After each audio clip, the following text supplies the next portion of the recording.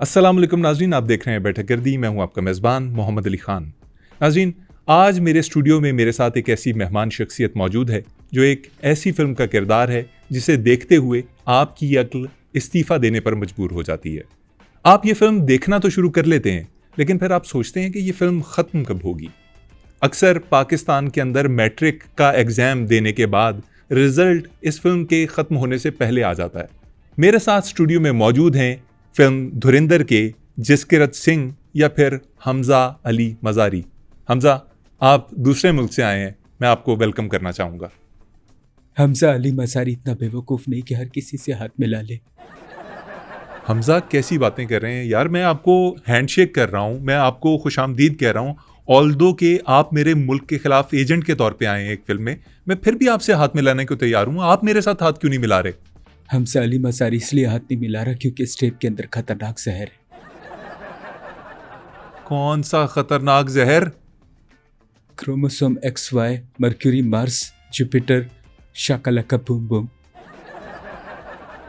आपका दिमाग ठीक है?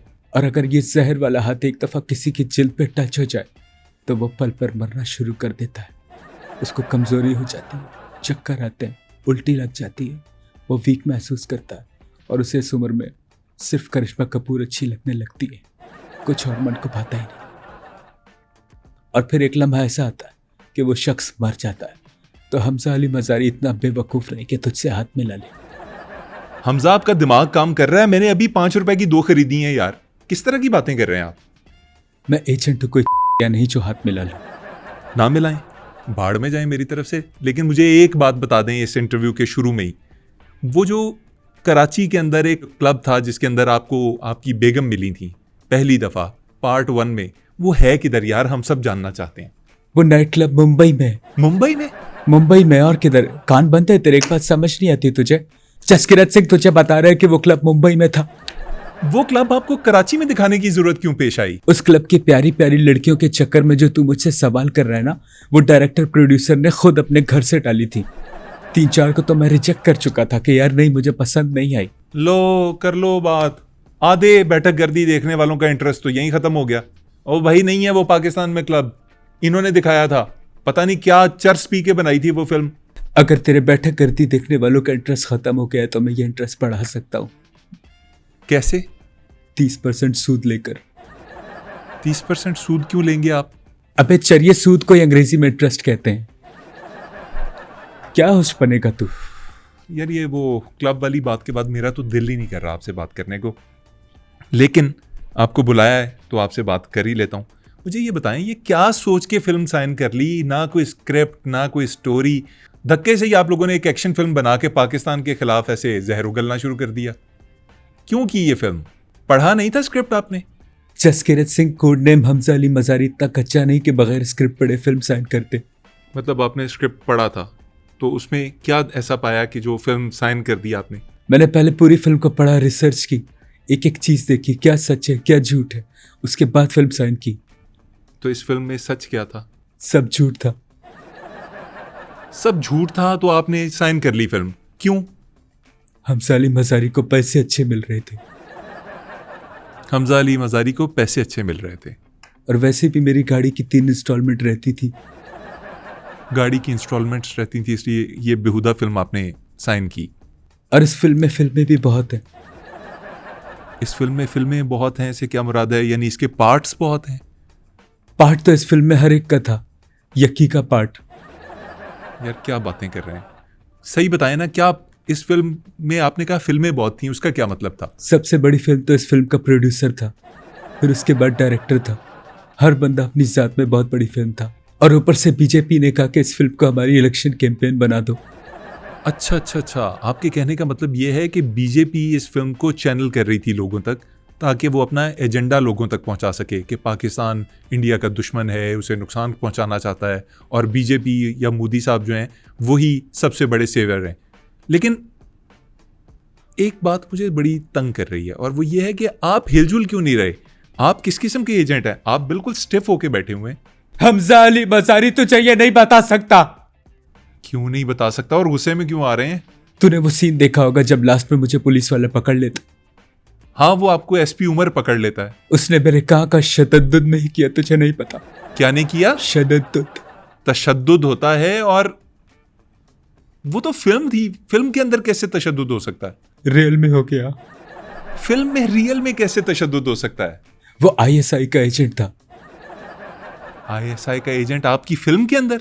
रोना तो इसी बात का है, एक एजेंट होते हुए मैं दूसरे एजेंट को नहीं पहचान सका। जी, वो गरीब किस्म की स्टोरी है। आपकी अपनी फिल्म के अंदर किसी और मुल्क के एजेंट, यानी हमारे मुल्क के एजेंट आ रहे हैं, आप हमारे मुल्क के अंदर फिल्मी तौर पे एजेंट भेज रहे हैं, और पूरा मुल्क आपने तबाह बर्बाद कर दिया है, और सोच रहे हैं कि पाकिस्तान की तकदीर का फैसला जो है वो अब हिंदुस्तान करेगा।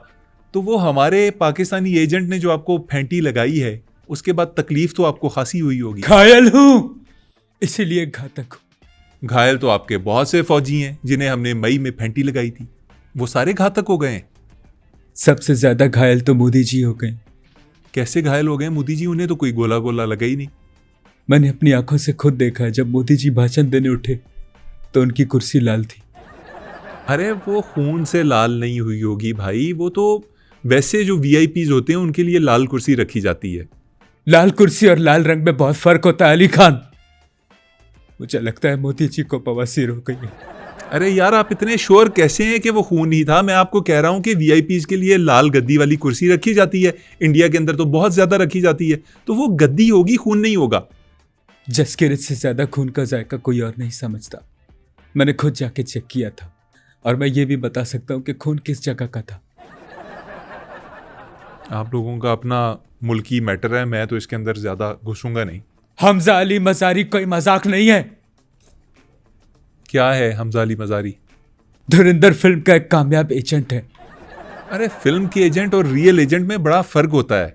आपके वो जो अजय सन्याल साहब हैं, जो आपके स्पाई मास्टर बने फिरते हैं, अरे इंडिया के अंदर इतना कुछ गंद हो गया, मोदी जी आ गए, उसके बाद बलवे हो गए, लोगों के दंगे फसाद हो गए, आपस में जानें चली गई, पता नहीं कितने धमाके हो गए, कितने हिंदुओं ने कितने मुसलमानों को मार दिया। वो सोए हुए थे।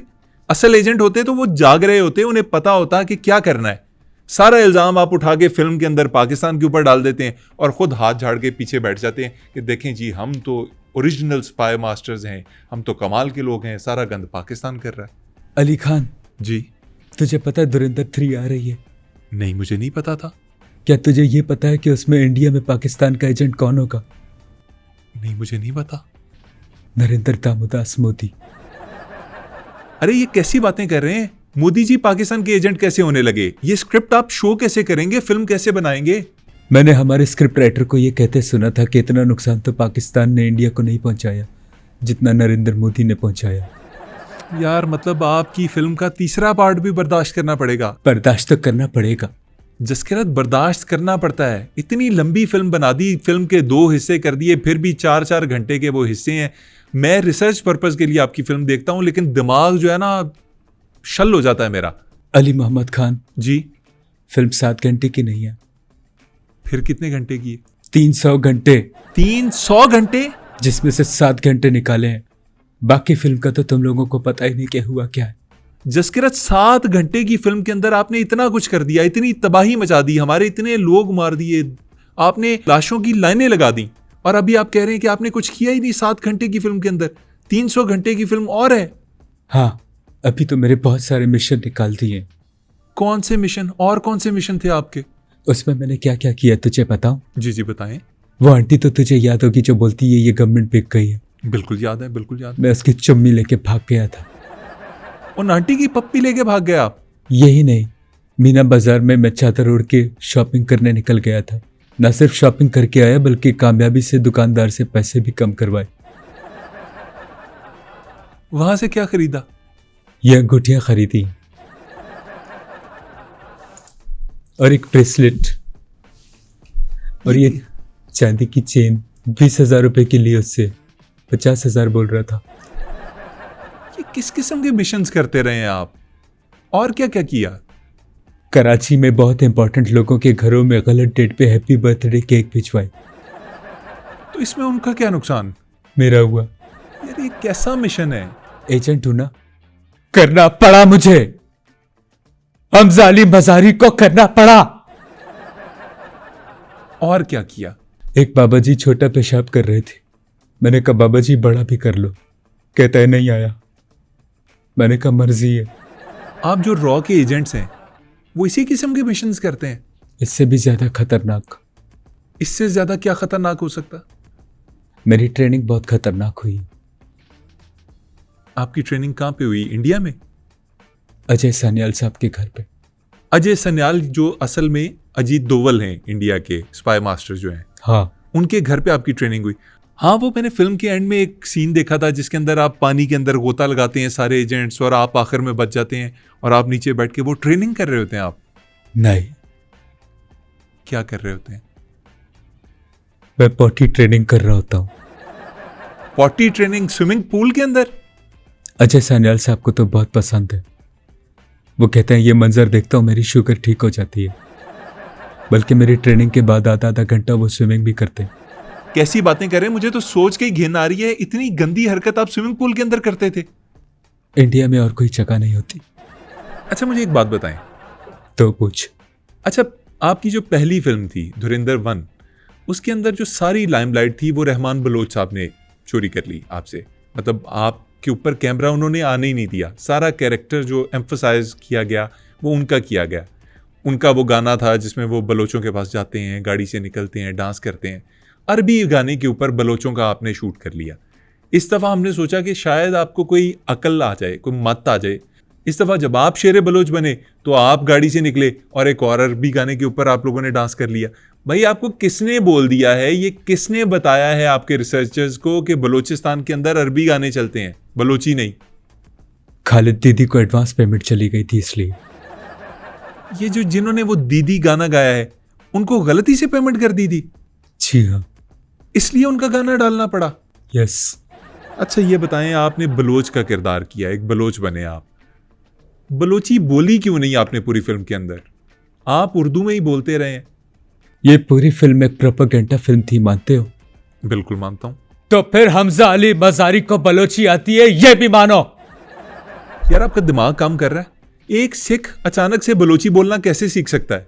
फिल्म के आखिर में यह दावा भी किया गया है कि आपको पंजाबी, बलोची, सिंधी, उर्दू ये सब कुछ सिखाया गया। साथ में आपको नमाज पढ़ना तक सिखा दी गई। ये किस तरह की बातें हैं यार? कोई कैसे कर सकता है ये? हिंदुस्तान फिल्म में सब कुछ कर सकता है। जब हम हारी हुई जंगें जीत सकते हैं, पाकिस्तान को बर्बाद कर सकते हैं, हिंदुस्तान अपनी फिल्मों में वो कुछ कर सकता है जो हकीकत में नहीं हो सकता। समझ आई जी मेरी गलती? ये आपके अंदर बैठे बैठे डॉक्टर उमर आदिल कहां से आ गए? धुरंधर में डॉक्टर उमर आदिल का भी एक सीन था जो काट दिया गया। डॉक्टर उमर आदिल का सीन धुरंधर 2 में? वो कौन सा सीन था? तुझे वो सीन तो याद होगा जब मैं बलूचिस्तान जाता हूँ? हाँ बिल्कुल, जैसे पार्ट 1 में रहमान बलोच गए थे, दूसरे पार्ट में आप गए थे। जब मेरा इस्तिकबाल हुआ था तो सब लोग खालिद दीदी के गाने पर डांस कर रहे थे। हाँ जी, वो अरबी गाना था, मैंने सुना है। दीदी दीदी दीदी सनव दीवा, पता नहीं क्या ऐसा कुछ। और वही कोने में छुप के डॉक्टर उमर आदिल नसीबुल्लाह के गाने पे डांस कर रहे थे। बलूचिस्तान में डॉक्टर उमर आदिल नसीबों के गाने पे डांस कर रहे थे? वो भाई, वो बहुत टेढ़ा आदमी है, कुछ भी कर सकता। हाँ, वैसे वो हैं तो ऐसे ही। बहुत दबंग शख्सियत है उनकी। यार, आपने डॉक्टर उमर आदिल का कहाँ जिक्र छेड़ दिया अंदर? मुझे ये बताएं, पार्ट 3 का आपने जिक्र किया, उसमें क्या होगा? और बताएं, मोदी जी पाकिस्तानी एजेंट होंगे, इसके अलावा क्या होगा? बहुत कुछ होगा उसमें। बताएं ना, क्या होगा? पार्ट 3 में सनी पाजी पाकिस्तान मेरे परिवार को लेने आएंगे। सनी पाजी बॉर्डर वाले? जी। अच्छा, वो कास्ट करेंगे आप उनको पार्ट 3 के अंदर, और वो पाकिस्तान आपके परिवार को, यानी आपकी फैमिली, जो बीवी और बच्चा रह गया था, उसको लेने आएंगे। हाँ। फिर क्या होगा? वो वापस तो आ जाएंगे लेकिन प्रेग्नेंट होके। क्या बेहुदा बातें कर रहे हैं? क्या बेहुदा बातें कर रहे हैं? ये कोई बात है करने वाली? ओके, आई एम सॉरी, हम स्टोरी चेंज कर देंगे। अब क्या स्टोरी करेंगे?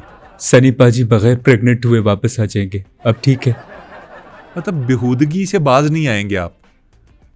क्या फजूल ये जिक्र करने की जरूरत क्या है? इस मतलब ये बेहुदगी हो या हुदगी बे हो, बात एक ही है। पार्ट 3 में और क्या होगा? नेतन्याहू की फुप्पी मोदी पे इल्जाम लगा देगी। क्या इल्जाम लगाएगी? कि इसने मुझे नहाते हुए देख लिया है। और मोदी की मौसी नेतन्याहू पे इल्जाम लगा देगी। अब वो क्या इल्जाम लगाएगी उस पे? इसने मुझे नहाते हुए देखा है। फिर नेतन्याहू और मोदी एक दूसरे पे इल्जाम लगाएंगे। अब ये यही इल्जाम लगा सकते हैं एक दूसरे के ऊपर कि तूने मुझे नहाते हुए देखा है, वो कहेगा तूने मुझे नहाते हुए देखा है। ये बात सिर्फ जसप्रीत सिंह को पता थी। तुझे स्क्रिप्ट किसने दिया? किसने बताया तुझे? बोल बोल, किसने बताया तुझे? यार मुझे समझ नहीं आ रही कि आप एजेंट बन कैसे गए। चले आपकी पाकिस्तान में एंट्री की बात कर लेते हैं। आप जब लियारी आए, एजेंट ऐसे नहीं बन जाते, एजेंट बन के कुर्बानियां भी देनी होती है। चलें कुर्बानियों की बात कर लेते हैं। आप जब लियारी आए तो आपके साथ एक सीन, वल्गर सीन दिखाया गया जिसके अंदर कुछ लियारी के ओबाश जो बंदे थे वो आए और उन्होंने आपके साथ ज्यादती करने की कोशिश की, लेकिन आपने खुद को डिफेंड कर लिया। मैं खुद को डिफेंड नहीं कर रहा था। फिर उस फिल्म में मेरे साथ ज्यादती हो गई थी, सेंसर बोर्ड ने वो सीन डिलीट करवा दिया। बड़ी बेहुदा एक्टर हैं आप। एक्टर माड़ा नहीं हूं मैं, बस फिल्म गलत चूज कर ली मैंने। पाकिस्तान में भी मेरे चाहने वाले हैं। एक्टिंग आज से नहीं कर रहा मैं। यार आप जब 15 साल हो गए। 15 साल का एक अरसा होता है। यार आप जब एंटरटेनिंग किस्म की फिल्में किया करते थे तो हम आपको पसंद करते थे, लेकिन अब आप एक एजेंडा फिल्म, प्रोपेगेंडा फिल्म करेंगे तो डिसलाइक्स तो आएंगे। चलो नेक्स्ट टाइम नहीं करूंगा। खुश? तुझे पता है मैं आज भी एक मिशन पे आया हूं। मिशन पे? कैसे मिशन पे? मुझे अजय सान्याल साहब ने भेजा है। किस लिए? तुमने हमारे 7 विमान गिराए थे ना? हाँ, 7 तैयारे गिराए तो थे। वही बदला लेने आया हूं। अजय सान्याल साहब ने कहा है कि अगर तुम्हारे पटाखे खत्म हो गए तो हम अपना धमाका शुरू करें। कैसा धमाका, कैसा पटाखा, कैसी बातें कर रहे हैं? अरे ये क्या हरकत कर... आज जसकीरत सिंह तेरा सेट बर्बाद करके जाएगा। ओ यार, आज जसकीरत सिंह तुझे छोड़ेगा नहीं। यार आज क्या तू हरकत गया। कर रहे हैं ये? आप बच्चे हैं यार। बच्चे नहीं, आज जसकीरत छोड़ेगा नहीं। जसकीरत अपने मिशन को कंप्लीट करके ही जाता है, बीच राह में नहीं बेहुदा जाता। आदमी बुला लिया। ये किस किस्म का एजेंट है यार? बच्चों वाले पटाखे लेके 10 रुपए वाले घूम रहा है। ये बच्चों वाले पटाखे नहीं है, ये बॉम्ब है। मेरी आंख के अंदर एक भी बजरी का टुकड़ा लग गया ना, मैं उठ के चपेड़े मार मार के मुंह तोड़ दूंगा। आज तेरा सेट भी उड़ेगा, तू भी उड़ेगा, यार क्या और तेरा बैठक करती भी उड़ेगा। ओ भाई क्या? आज शपथ, आज जसकीरत नहीं छोड़ेगा। जसकीरत आज नहीं छोड़ेगा तुझे। ये ले। नाज़रीन, धुरंधर 2 के जसकीरत सिंह पागल हो चुके हैं और हम पे छोटे छोटे वो जो बम होते हैं उनसे अटैक करने की कोशिश कर रहे हैं। आज तो नहीं बचेगा। आज तेरा सेट तबाह करके जाऊंगा। क्या समझ के मतलब रखा है तूने? इनसे हम निमटते हैं, अभी गार्ड बुलवाते हैं। पागल हो चुके हैं। आप प्रोग्राम को लाइक कर दीजिएगा।